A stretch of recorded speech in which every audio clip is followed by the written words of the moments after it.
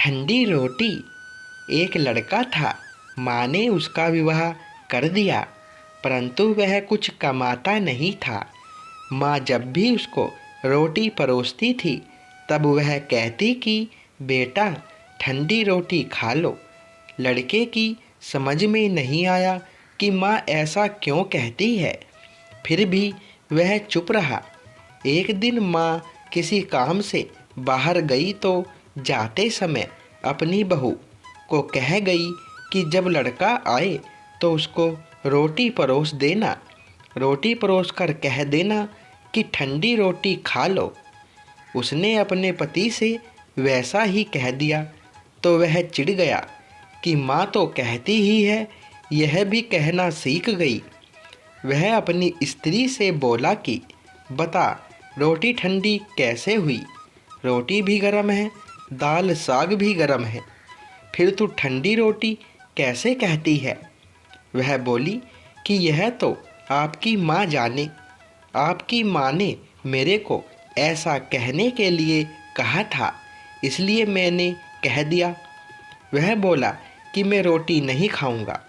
माँ तो कहती ही थी, तू भी सीख गई। माँ घर आई तो उसने बहू से पूछा कि क्या लड़के ने भोजन कर लिया? वह बोली कि उन्होंने तो भोजन किया ही नहीं, उल्टा नाराज हो गए।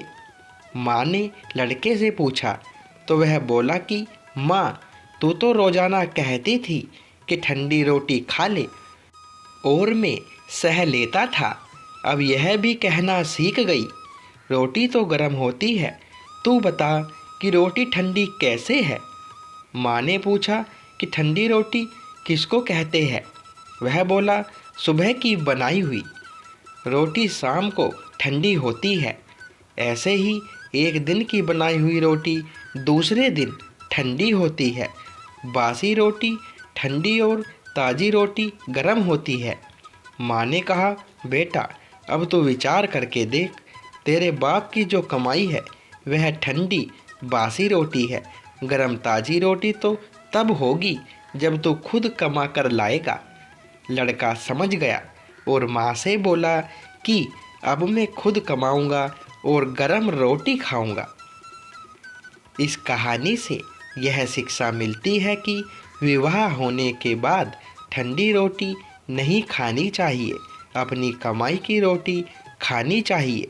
जब भगवान राम वनवास में गए तब रावण सीता जी को ले गया।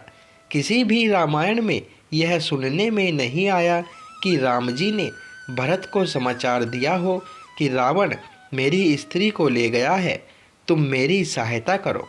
कारण कि राम जी इस बात को समझते थे कि विवाह किया है तो स्त्री की रक्षा करना, उसका पालन करना मेरा कर्तव्य है। उन्होंने अपनी भुजाओं के बल से पहले सुग्रीव की सहायता की, पीछे उससे सहायता ली। सुग्रीव को राज्य, कोष, पुर और नारी ये 4 चीज़ें दिलाकर अपनी स्त्री के लिए सहायता ली। इसलिए विवाह तभी करना चाहिए जब स्त्री का और बच्चों का पालन पोषण करने की ताकत हो। यह ताकत न हो तो विवाह नहीं करना चाहिए। तो दोस्तों ये कहानी अच्छी लगी हो तो वीडियो को लाइक करें, शेयर करें और चैनल पर पहली बार आए हो तो चैनल को सब्सक्राइब करें। धन्यवाद दोस्तों।